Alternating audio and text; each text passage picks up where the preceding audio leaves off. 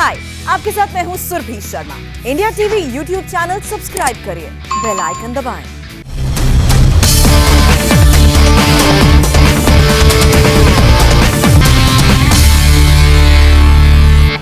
नमस्कार, मैं हूं सौरभ शर्मा। आज दिल्ली में सबकी निगाह लगी हुई है 6 जनपद पर, जहां पर एंटी मोदी मोर्चे की एक बहुत बड़ी बैठक होने वाली है। इसे शरद पवार के पॉलिटिकल पावर प्ले के रूप में देखा जा रहा है। शरद पवार के घर पर यशवंत सिन्हा के राष्ट्र मंच के बैनर तले एंटी मोदी फ्रंट इकट्ठा हो रहा है। बैठक कुछ देर बाद दिल्ली में शरद पवार के घर 6 जनपद रोड पर शुरू होगी। आपको बता दें कि इस बैठक में टीएमसी, समाजवादी पार्टी, आम आदमी party, CPI, RLD, national conference समेत कई पार्टियों के नेता मौजूद होंगे। इसके अलावा कई लेखक, पत्रकार भी इसमें शामिल होंगे। इस बैठक के बड़े सियासी मायने लगाए जा रहे हैं। 2024 में विपक्ष की पहली तैयारी के तौर पर इसे देखा जा रहा है। थोड़ी देर में यह बैठक शरद पवार के घर पर शुरू होने जा रही है। और इस वक्त हमारे साथ वहीं से यानी शरद पवार के घर 6 जनपद रोड से मौजूद है हमारे संवाददाता पवन नारा। पवन, वहां पर आप देख पा रहे हैं नेताओं का आना या कुछ लोग पहले से पहुंच चुके हैं? जरा इस वक्त का अपडेट दे दीजिए। जी सौरभ, इस वक्त बैठक 4 बजे का वक्त है, थोड़ी देर बाद शुरू होगी, लेकिन नेताओं का पहुंचना शुरू हो गया है। सबसे पहले आपको दिखा दें कि आम आदमी पार्टी के राज्यसभा सांसद यहां पहुंचे हैं, गुप्ता जी। इसके अलावा जावेद अख्तर यहां पहुंच चुके हैं, केटीएस तुलसी यहां पहुंच चुके हैं, यशवंत सिन्हा यहां पहुंच चुके हैं और ये बैठक हो रही है। राष्ट्रीय मंच है, मकसद राजनीतिक है, कहा जा रहा है कि मुलाकात इंटेलेक्चुअल है।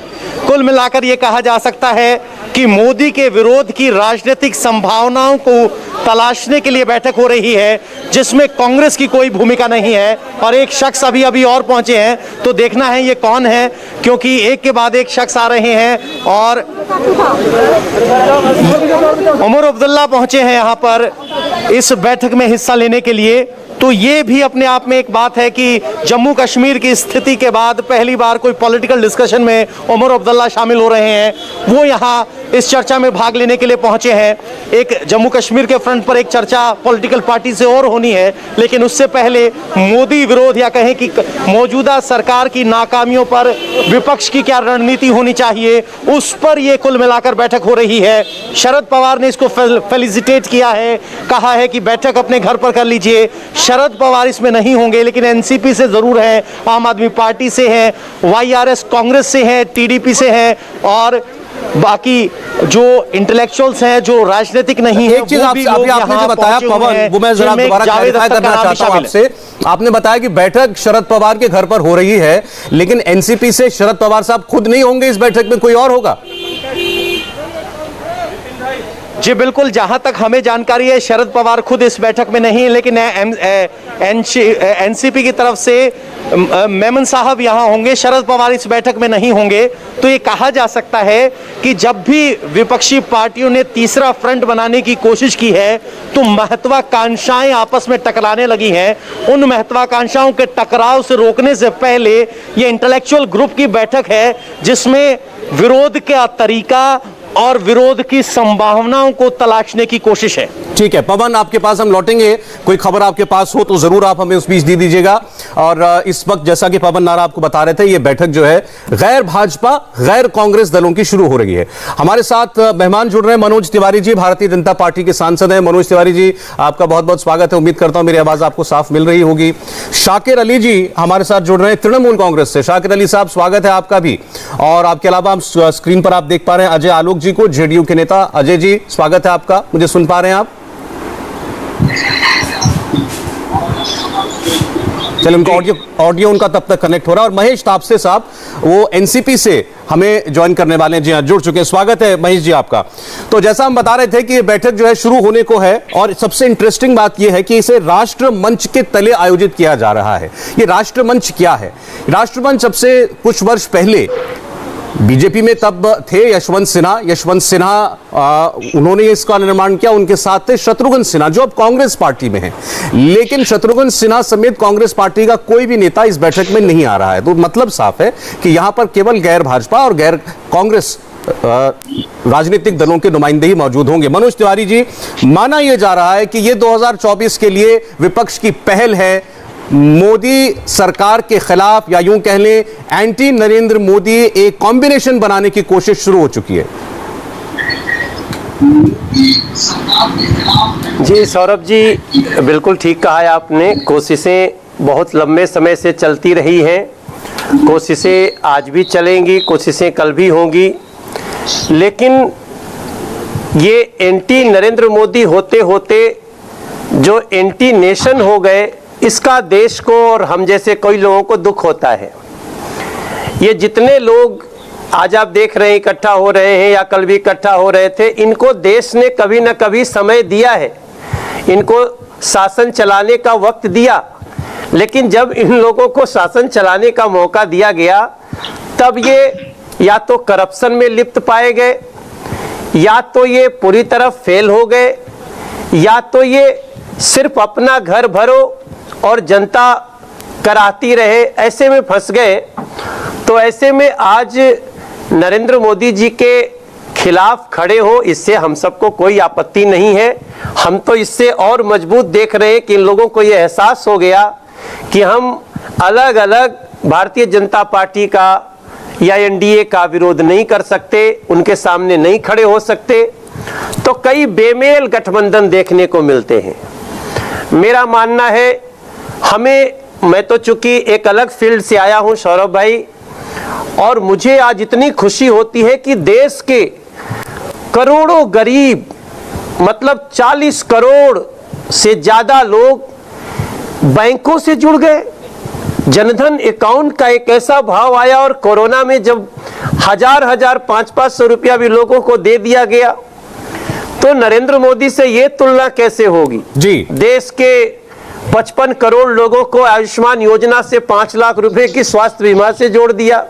यहां कैसे कंपीट करेंगे नरेंद्र मोदी जी के साथ? ठीक है, तो जुड़े, अच्छी बात है, सार्थक रूप से जुड़े, इकट्ठे हो, लेकिन नरेंद्र मोदी तो नरेंद्र मोदी है, उनके साथ देश खड़ा है। आपको इस बात का कॉन्फिडेंस है कि आपकी सरकार के काम पर, नरेंद्र मोदी के नाम पर जनता की भावना आपके साथ है आज भी 7 साल सरकार चलाने के बाद, और इसके बावजूद अगर विरोधी दल इकट्ठा हो रहे हैं तो उससे आप लोगों को कोई पॉलिटिकल नुकसान नहीं होने जा रहा। मैं जाना चाहता हूं महेश तापसे साहब आपके पास, क्योंकि ये सारा आयोजन जो है शरद पवार साहब के घर पर हो रहा है, और इसकी एक पृष्ठभूमि है पश्चिम बंगाल में ममता बनर्जी के सबसे बड़े राजनीतिक सलाहकार प्रशांत किशोर, उनकी 2 बार मुलाकातें शरद पवार जी से हुई, और एक तो कल हुई और घंटों घंटों बात चली। उसके एक दिन के बाद आज इन सारे दलों का यहां आना, अगर आप बता सकें क्या कोशिश की जा रही है? सौरभ जी नमस्कार, और सबसे पहले तो शुक्रिया मुझे आपके टीवी डिबेट पे बुलाने के लिए।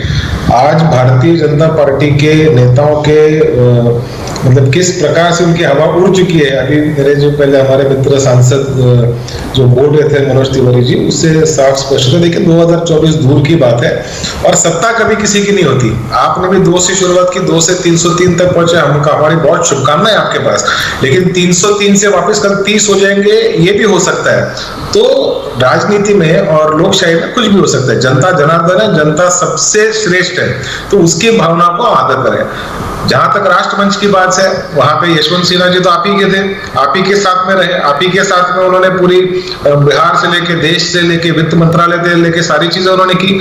अब जब उन्होंने राष्ट्रमंच नाम की एक संस्था स्थापन की, और इसमें आपकी सरकार की जो विफलता रही हो, इकोनॉमिक फ्रंट पे हो, एग्रीकल्चरल फ्रंट पे हो, रिफॉर्म्स पे हो, और भी सारी चीजें हो, और उस माध्यम से अगर जनता के बीच वो बात रख रहे हैं तो उसमें कोई गलत नहीं है। हम तो आपके विरोधी थे, लेकिन आपके विरोधी का मतलब आपके व्यक्तिगत विरोधी नहीं, आपके विचारों के विरोधी हैं जी। हम कोई नरेंद्र मोदी जी के या अमित शाह जी के व्यक्तिगत विरोधक नहीं है, लेकिन आपका जो एक राजकीय विचार है उसका हम विरोध करते हैं। हम सेक्युलरिज्म को मानने वाले में से, नेहरू गांधी आइडियोलॉजी को मानने वालों में से, और इसीलिए शायद शरद पवार जी के साथ अभी शरद पवार जी ने हमेशा ही अपने साथ सेक्युलर विचारधारा को, किसानों को, अल्पसंख्यकों को और पिछड़े जाति के लोगों का हमेशा साथ में रखते हुए, उनके हित का रक्षण करते हुए। महेश जी, मैं आपसे बड़ा पॉइंटेडली ये जानना चाह रहा था ताकि दर्शक भी समझ पाए, इस बैठक का प्रयोजन क्या है, मकसद क्या है? क्या यहां बैठ करके सारे विरोधी दल मोदी सरकार की कमियां कैसे लोगों तक पहुंचाएं, इसकी कोई रणनीति बनाएंगे? मकसद समझना चाह रहा हूं आपसे शॉर्ट में। देखिए, एक ये नॉन पॉलिटिकल लोग भी उसमें एंटिटी है, उसमें कुछ वरिष्ठ पत्रकार भी हैं, कुछ लेखक भी हैं, कुछ एक्स ब्यूरोक्रेट्स भी आ रहे हैं उसके अंदर, जो टीवी चैनल पे मुझे दिख रहा है। तो इसका कोई 100% पॉलिटिकल आउटकम है या पॉलिटिकल एजेंडा, ऐसा मैं नहीं मानता।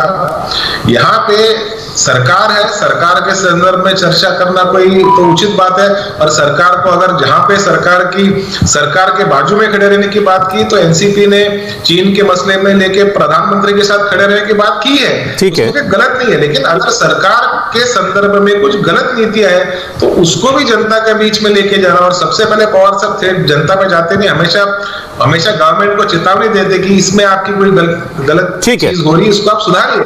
चलिए ठीक, सुधारेंगे तो जनता में जाएंगे। अच्छा ठीक है महेश जी ओके, आपने हम समझे विचार विमर्श करेंगे, आप यहाँ पर बात करेंगे कि देश का माहौल इस वक्त कैसा है, मैं यही समझ पा रहा हूँ आपकी बात से।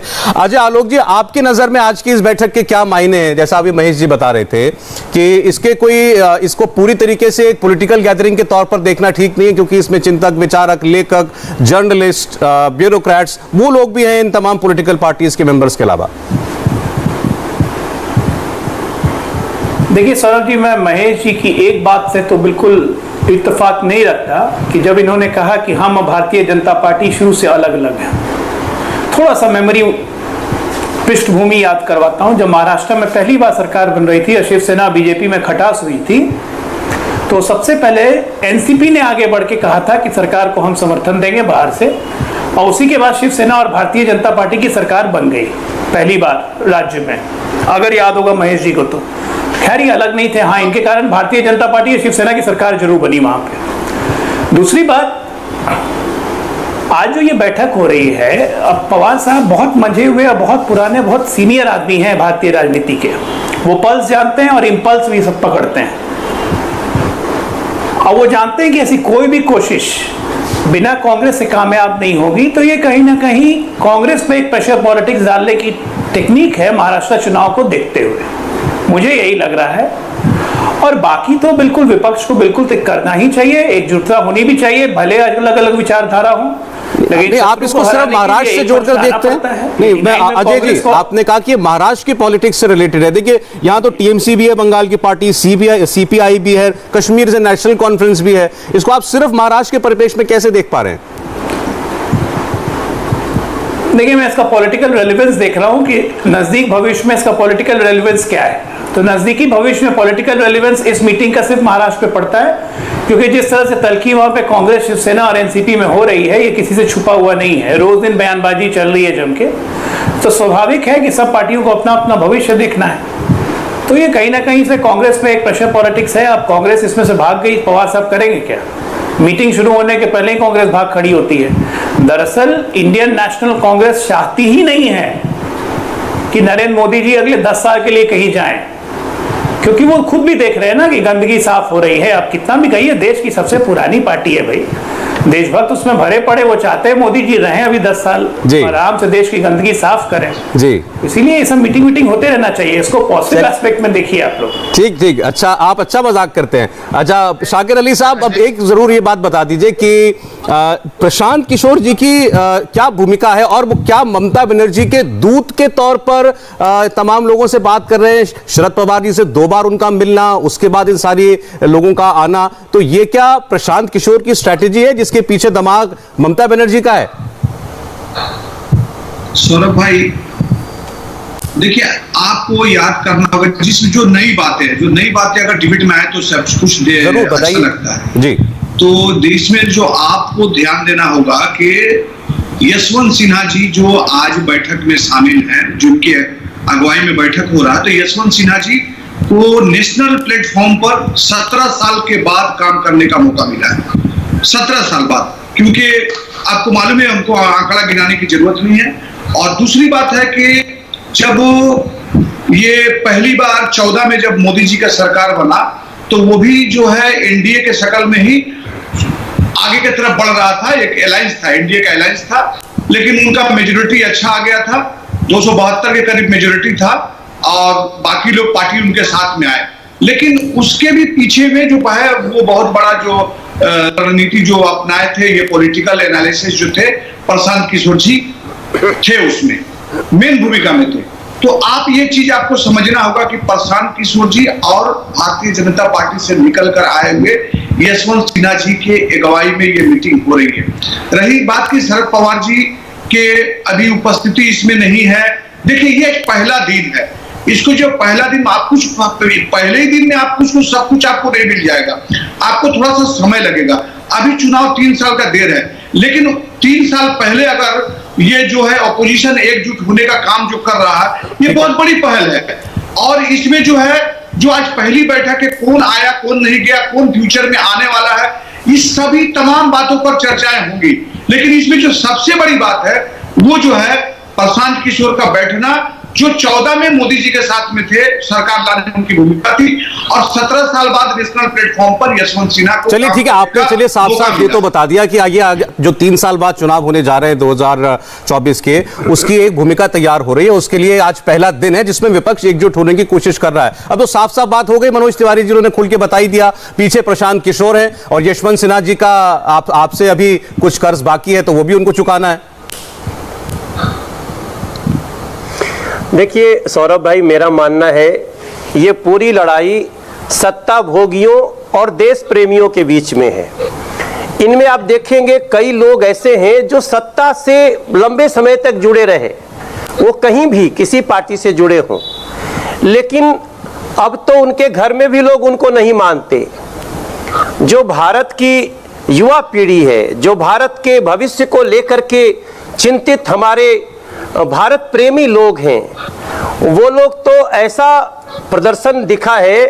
अब जैसे यशवंत सिन्हा जी का नाम लिए तो उनका बेटा थोड़ी उनके साथ है, उनका परिवार आज थोड़ी उनके साथ है, जो ये अपने आप में एक बड़ा एग्जाम्पल है कि सत्ता भोगी अगर पिता भी हो तो हमें उसके साथ नहीं रहना है, हमें देश प्रेमी के साथ चलना है, जो राष्ट्र के भविष्य को लेकर चलता हो, जो फेक न्यूज फैलाने में विश्वास न करता हो। बात में एक विरोधाभास मुझे मनोज जी नजर आया। यशवंत सिन्हा अगर सत्ता भोगी होते क्या तो आपके साथ रहते 7 साल, सत्ता में तो आप हैं।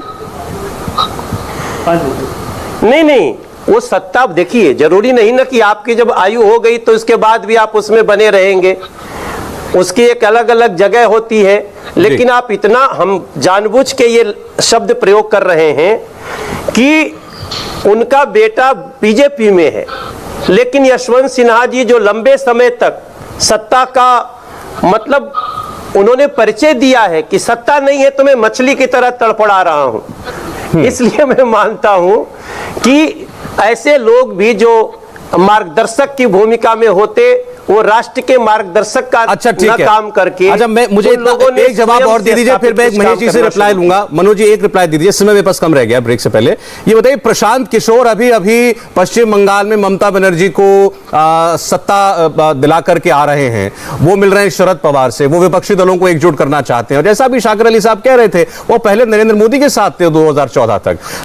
प्रशांत किशोर को कितना बड़ा प्लेयर मानते हैं और आप खतरा? देखिए, मैं प्रशांत किशोर जी को एक व्यवसायी मानता हूं। वो व्यवसाय करते हैं और सही समय पे किससे थोड़ी लाभ हो सकता है उसको वो देखते हैं, वरना तो वो बहुत बार, क्या दूसरी बार वो प्रधानमंत्री जी के साथ नहीं रहे तो 2019 में नरेंद्र मोदी प्रधानमंत्री नहीं बने जी? क्या वो बिहार में हमारे साथ नहीं थे तो हमारी सरकार नहीं बनी?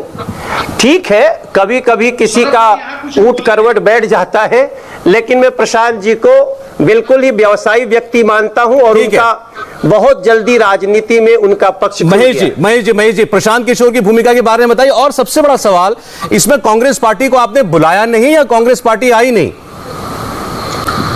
देखिए, निमंत्रण राष्ट्र मंच की तरफ से था, ये कोई पॉलिटिकल एजेंडा नहीं, सोशियो इकोनॉमिक एजेंडा भी इसके साथ में जुड़ा हुआ है। 2024 के चुनाव दूर है, उसके पहले 2022 में 7 राज्यों की विधानसभा है, जिनमें मनोज जी का उत्तर प्रदेश भी है, तो पहले वहां से शुरू तो करने दीजिए। 2024 तो बहुत आगे की लड़ाई है, और जो देश प्रेमी, खुद को आप देश प्रेमी कह रहे हैं, मुझे अच्छा लग रहा है कि आप अपने आप को देश प्रेमी कह रहे हैं, लेकिन मैं ये पूछ रहा था आरएसएस का देश प्रेम 1947 के पहले कहाँ था? तो ये अपने आप को देश प्रेमी कहना और दूसरे के ऊपर आरोप करना, मुझे लगता है ये थोड़ा सा इसमें सुधार करेंगे।